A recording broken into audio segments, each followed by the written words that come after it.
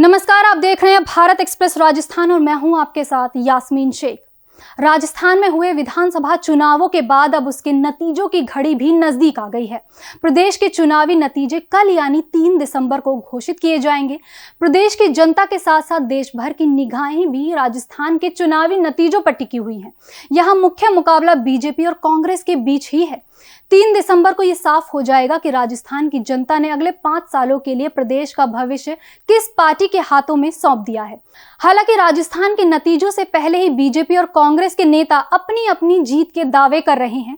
इसी बीच अब कांग्रेस नेता प्रताप सिंह खाचरियावास ने दावा किया है कि राजस्थान में कांग्रेस की सरकार बनने जा रही है। दरअसल नतीजों से पहले प्रताप सिंह खाचरियावास ने मीडिया के साथ बातचीत की।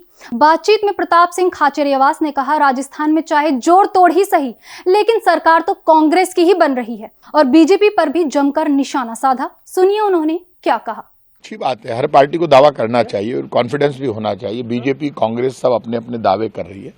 कल पूरा जब रिजल्ट खुलेगा सच्चाई सामने आ जाएगी और अब पेटी में बंद है। अब तो ऊपर वाला ही जानता है कौन जीतेगा।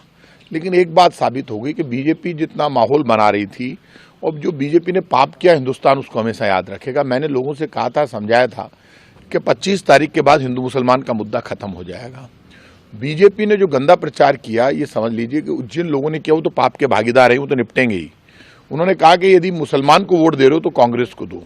जिस देश का प्रधानमंत्री हिंदू है, जिस देश का मुख्यमंत्री हिंदू है, जिस देश के मिनिस्टर्स हिंदू है, उस देश में हिंदू खतरे में है क्योंकि बीजेपी पावर में है।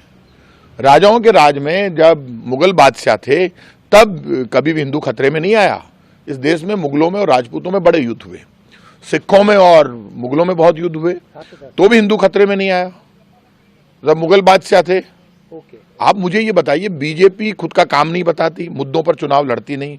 भारतीय जनता पार्टी जिस पाप के रास्ते पर चल गई, बताना चाहिए कर्मचारी, व्यापारी, मजदूर, किसान, विद्यार्थी के लिए बीजेपी ने क्या किया।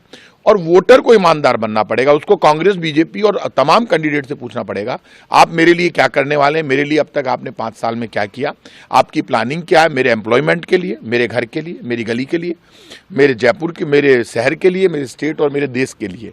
अब वो मुद्दे गायब हो गए 25 तारीख के बाद। अब कहाँ है हिंदू मुसलमान का मुद्दा? बीजेपी खतरे में, इसलिए बीजेपी हिंदू को डराती है। और हिंदू को जितना कायर बीजेपी ने साबित किया है, उतना तो कभी कायर था ही नहीं हिंदू।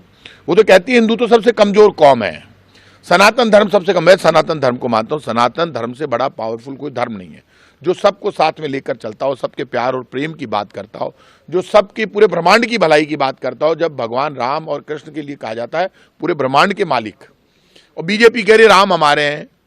सनातन धर्म और हमारे वेद पुराण ये कहते हैं कि राम तो पूरे ब्रह्मांड के मालिक है, तो सब कुछ राम से ही है। तो बीजेपी का ये पाप ज्यादा दिन चलने वाला नहीं है। बीजेपी निपटेगी। 5 साल इनका इलाज मैं करूंगा पूरे देश में, और इनकी अब फिर ये मुद्दा नहीं बनाएंगे कभी भी हिंदू मुसलमान को। कांग्रेस नेता ने आगे कहा कि सीएम अशोक गहलोत जोड़ तोड़ में माहिर हैं। अगर सीटों का मामला फंसता है तो रिजॉर्ट में बाड़ेबंदी करने में गलत क्या है। सचिन पायलट को लेकर पूछे गए सवाल पर उन्होंने कहा कि सचिन पायलट युवा नेता हैं और उनका भविष्य उज्जवल है। उन्होंने इस बार पूरी ईमानदारी से काम किया है। वहीं वसुंधरा राजे के मंदिर मंदिर जाने और राज्यपाल से मुलाकात को लेकर प्रताप सिंह खाचरियावास ने कहा कि वो अपना काम कर रही हैं, उनका यही स्टाइल है। एग्जिट पोल के नतीजों पर भी प्रताप सिंह खाचरियावास ने प्रतिक्रिया दी।